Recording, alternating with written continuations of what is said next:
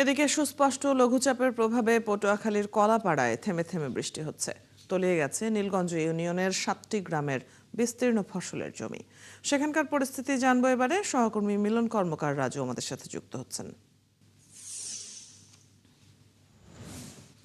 রাজু, এখনো কি বৃষ্টি হচ্ছে? কতগুলো পরিবার পানিবন্দী হয়ে পড়েছে এবং এই বিষয়টি নিয়ে উপজেলা প্রশাসন কি বলছে?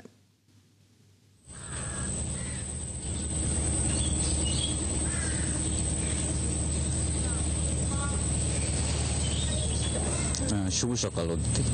না, গতকাল রাত থেকে কলাপাড়ায় আর বৃষ্টি হয়নি। কিছু কিছু এলাকায় গুড়ি গুড়ি বৃষ্টি হয়েছে, তবে এখন পর্যন্ত বৃষ্টির ঠিক আভাস নেই। তবে আকাশে মেঘ রয়েছে। সেই পূর্বাভাস অনুযায়ী যে সকাল 10টা থেকে 11টার দিকে কিন্তু বৃষ্টি হওয়ার সম্ভাবনা রয়েছে।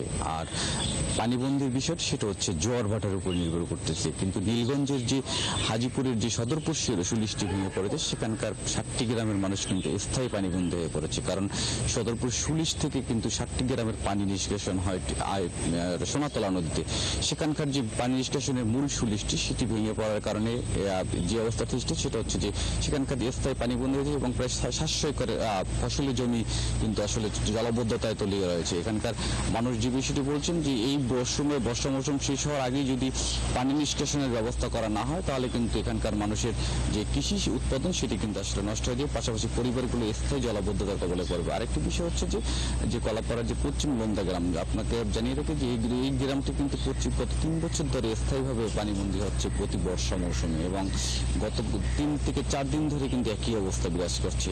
যে এখানকার জোয়ার হলে কিন্তু এখানকার মানুষ পানিবন্ধ হয়ে পড়ে, কারণ এখানকার যে রিং বেরিবারটি সেটি কিন্তু ভাঙা অবস্থায় রয়েছে প্রায় 3 বছর ধরে। উপজেলা প্রশাসন পানি উন্নয়ন বোর্ড একাধিকবার এই বিষয়টি অবহিত করা হয়েছে। স্থানীয় মানুষজন স্মারকলিপি দিয়েছে, মানববন্ধন করেছে, একাধিক বিক্ষোভ করেছে, কিন্তু এই রিং বেরিবারটি সংস্কারে পানি উন্নয়ন বোর্ড উপজেলা প্রশাসন কার্যকরী কোনো পদক্ষেপ গ্রহণ করেনি। পানি উন্নয়ন বোর্ড যে বিষয়টি বলছেন যে তাদের এই ঋণ পরিশোধ করার মতো তাদের পর্যাপ্ত অর্থ বরাদ্দ নেই, এবং উপজেলা প্রশাসন আমাদের যে বিষয়টি জানিয়েছেন তারা হচ্ছে যে এই ঋণ পরিশোধটি পানি উন্নয়ন বোর্ডের যে দুইটি প্রশাসনিক দপ্তরের যে ত্রুটি চালিত কারণে কিন্তু এখানকার যে 300 পরিবার কিন্তু স্থায়ী জলাবদ্ধতার কবলে পড়েছে এবং গত 3 বছর ধরেই পড়েছে। আপনি জানিয়ে রেখে যে লঘুচাপ এবং নিম্নচাপের ফলে আপনি জানেন যে গত প্রায় 15 দিন ধরে কিন্তু দুর্যোগ কবলিত উপকূলীয় এলাকা এখানকার মানুষের কৃষি মৎস্য সম্পদ কিন্তু ধ্বংসের মুখে। কারণ সমুদ্রে যে জেলেরা সমুদ্র দিতে পারছে না, মাঠঘাট তলিয়ে রয়েছে বৃষ্টির পানিতে। এই অবস্থায় যদি ফসলি জমি ক্ষেত্রে যদি পানি নিষ্কাশনের ব্যবস্থা না করা এবং যে কলাপাড়ার যে খালগুলো যদি জনগণের জন্য উন্মুক্ত করা না হয়, সেক্ষেত্রে কিন্তু যে কলাপাড়ার যে কৃষি সমৃদ্ধ এলাকা সেই এলাকায় কিন্তু আসলে কৃষি উৎপাদন ব্যাহত হবে। পাশাপাশি সমুদ্রে যে জেলেরা মাছ শিকারে যাচ্ছে তারা কিন্তু আসলে বারবার সিগন্যাল ড্রপ আউট করানোর কারণে কিন্তু তারা বারবার ফিরে আসতে বাধ্য হচ্ছে। এই যে তারা সঠিক সময়ে সিগন্যাল পাচ্ছে না, যারা গভীর সমুদ্রে যাত্রা করছে, লাখ লাখ টাকা খরচ করে যাত্রা করছে, হঠাৎ কিন্তু লঘুচাপ নিম্নচাপ সৃষ্টি হচ্ছে। এখানে কিন্তু তারা বারবার ফিরে আসতে বাধ্য হচ্ছে। এই কারণে তাদের যে এক একটি ট্রলারে প্রতিবার যাত্রা করতে 2 থেকে 5 লাখ টাকা দরকার হয়। তারা যদি সমুদ্রে সেই পরিমাণ মাছ না পায়, তারা কিন্তু তার পুরোটাই কিন্তু তাদের লোকসানের সম্মুখীন হয়। সেই অবস্থা কিন্তু জেলারা এই যে নিম্নচাপ লঘুচাপের কারণে কিন্তু তারা ফিরে আসতে বাধ্য হচ্ছে।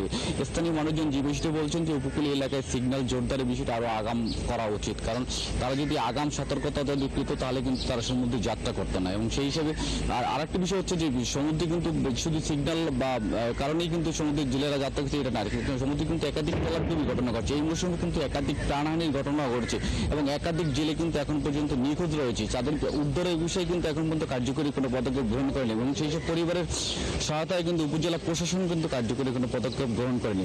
তারা বলছেন যে স্থানীয় যে কোস্টগার্ড নৌপুলিশ তারা বিষয়টি বলছেন যে তাদের যা গভীর সমুদ্রে যে জেলেদের উদ্ধারের জন্য সেই ধরনের কিন্তু নৌযান নেই। এই নৌযান না থাকায় কারণে তারা বিপাকে পড়ছেন।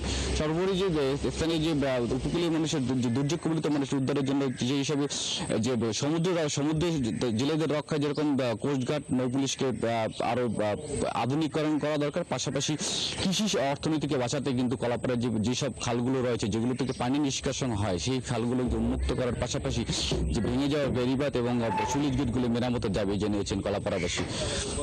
অদিতি, এই ছিল আমার কাছে কলাপাড়া থেকে সবশেষ খবর।